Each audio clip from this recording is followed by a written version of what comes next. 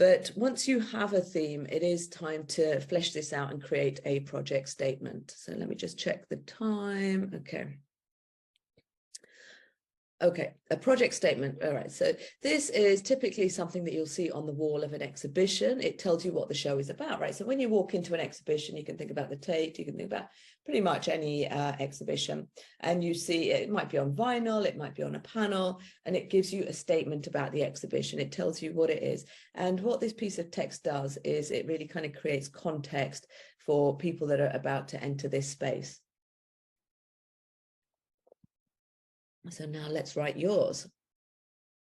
So it should cover who, what, and why, who's participating, what it is, and why you're doing it, or, you know, what the motivation is, what that big idea, you know, that theme, that would be the why.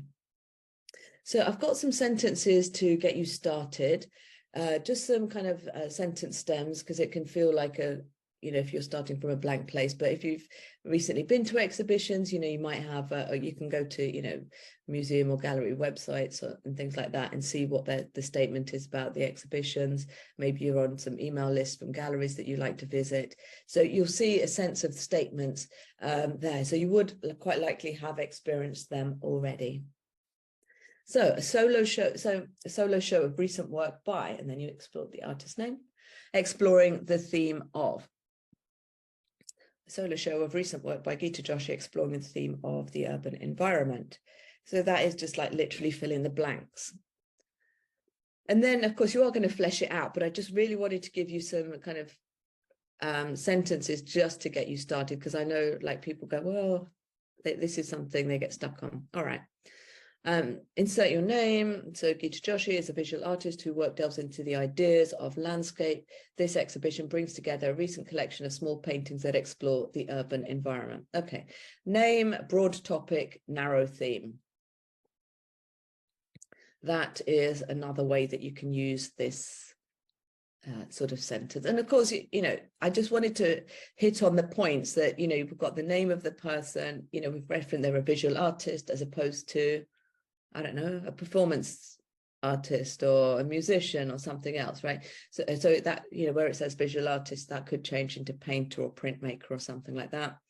And then this exhibition, what it's doing. So bringing together recent collection and small paintings. So, and then the narrow theme. So we're just hitting on all these key points in like literally 2 sentences. So here is an example of Katerina Popova. So I'll read this out. Katerina Popova is a painter based in Philadelphia whose work explores the ideas of domestic interiors. In this exhibition, she presents a series of small intimate paintings that reflect on the idea of home and what it means in both the physical sense and the idea of coming home to oneself. Inside, indoors, and interiors as subject matter also play to the artist's deepening exploration of one's inner life, something she shares through her expansive creative work beyond the studio. So in a statement like this, sorry, excuse my voice, we know she's a painter, we've got the location. So this, you know, that sentence could of course change to a local painter, right? If this exhibition was going to take place in a local hotel or coffee shop or something, it might just say local painter. It doesn't have to say Philadelphia. The broad theme we've got at the top, domestic interiors, and what we're going to see in this exhibition, small intimate paintings that reflect on the idea of home. And then we're delving into that some more, because if some of you might know Kat Popova, she runs the Your Own Art Show program with me, and but she is a painter, and you know, she's often talking about these ideas of you know, the inner life and creative practice and creative energy and things like that, right? So this is the ideas of coming home to oneself and, you know, really being in her flow. And then that didn't quite sound right, but you know what I mean, like creative flow. And then that is exploration of inner life. Like this is something she talks about on her podcast and in her Instagram posts and all those sorts of things. So, you know, we're touching on a lot of points in just a couple of very short paragraphs, or a couple of sentences really.